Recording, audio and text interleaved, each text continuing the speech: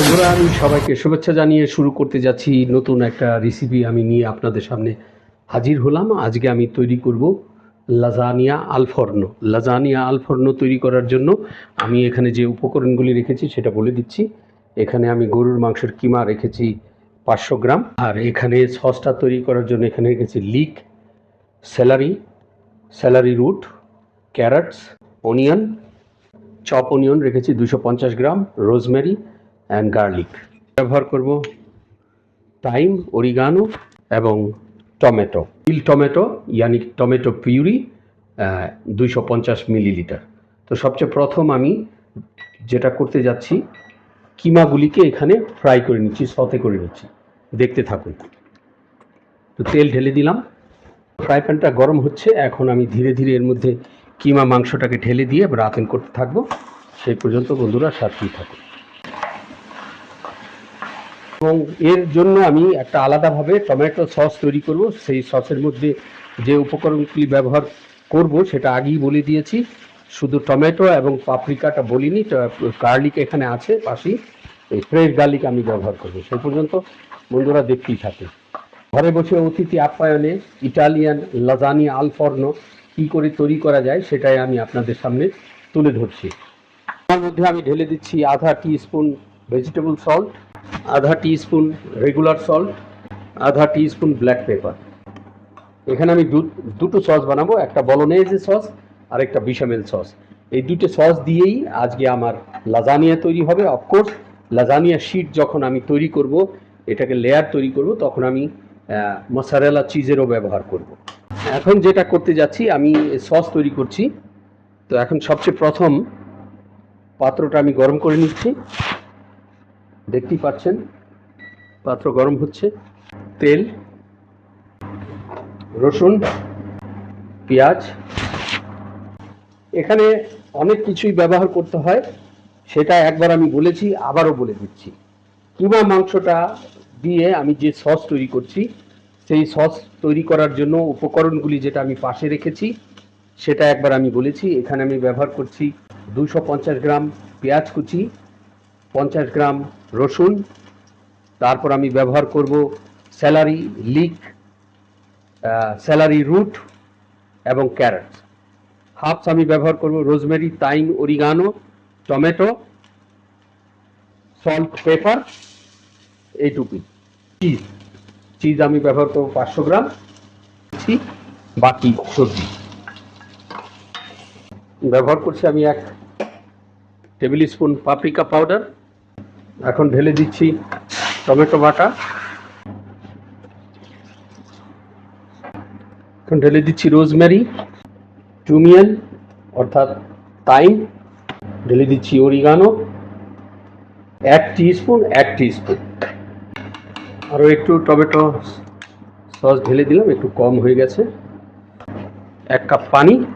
আমি ঢেলে দিচ্ছি 1 teaspoon vegetable salt, 1 teaspoon regular salt, 1 teaspoon black pepper, 1 teaspoon sugar.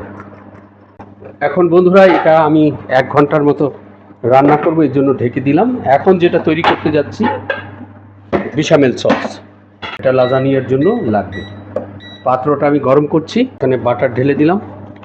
বন্ধুরা, আমার বিশামেল সস তৈরি করার জন্য প্রথম আমি একটা পাত্রের মধ্যে বাটার ঢেলে দিয়েছি, 50 মিলিগ্রাম বাটার। সেই বাটারটা একটু গরম হলে ময়দা ঢালবো।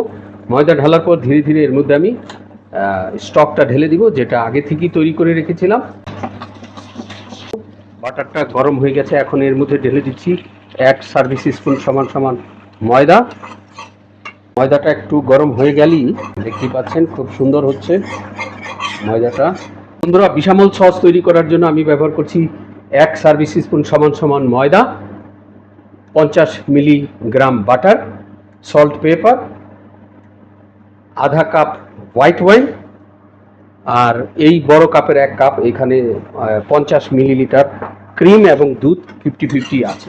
তো ময়দাটা হয়ে গেছে। এখন সবচেয়ে প্রথম আমি ঢেলে দিচ্ছি হোয়াইট ওয়াইন, এখন ঢেলে দিচ্ছি ক্রিম, পুরোটাই ঢেলে দিলাম।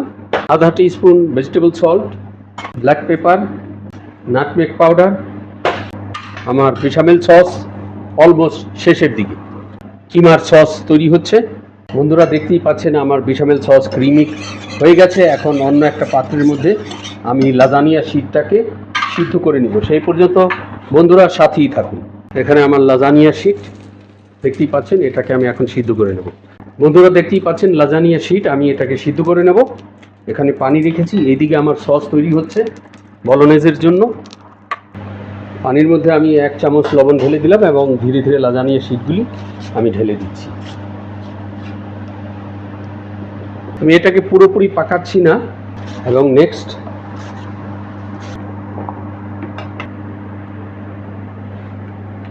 কিমার সস সুন্দর তৈরি হচ্ছে, কিছুক্ষণের মধ্যেই পরিবেশনের জন্য প্রস্তুত হয়ে যাবে। তার মিক্সার মেশিনের মধ্যে এটাকে সুন্দর করে মিক্স করে তখন আমি সসটা প্রস্তুত করব এবং কিমা এর মধ্যে ঢেলে দেব।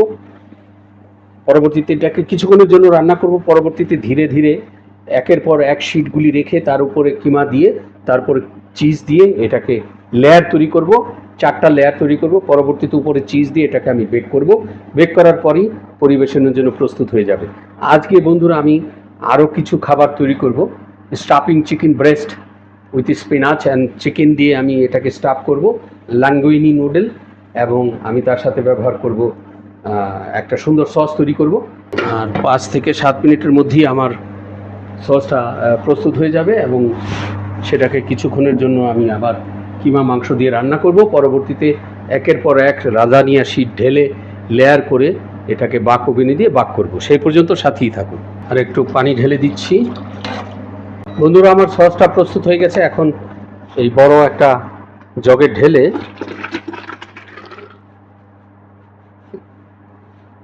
এটাকে আমি মিক্সার মেশিনে মিক্স করে নেব।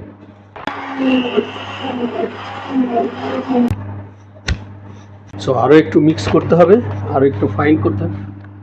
ছোট স্ট্রং মেশিনটা দিয়ে করে নিচ্ছি। এখন এটাকে এই পাত্রে আবার ঢেলে দিচ্ছি এবং এই কিমাটাও এর মধ্যে মিক্স করে দিচ্ছি। এটাকে কিছুক্ষণের জন্য ঢেকে দিচ্ছি।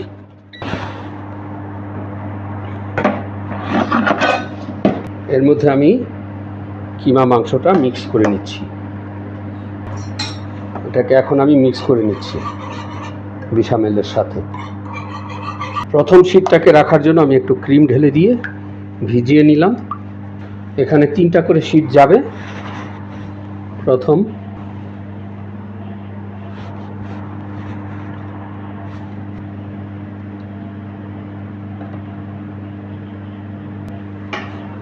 এটাকে একটু ছড়িয়ে নিচ্ছি চারিদিকে যেন যায়। পাশে রেখেছি মজারেলা চিজ, এটা 500 গ্রাম আমি ব্যবহার করছি।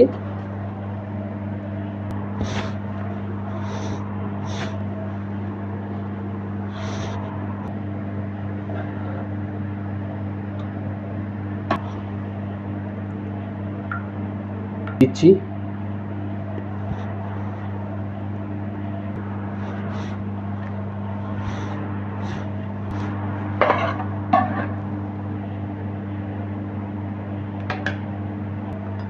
সুন্দর হয়েছে। এখন চিজ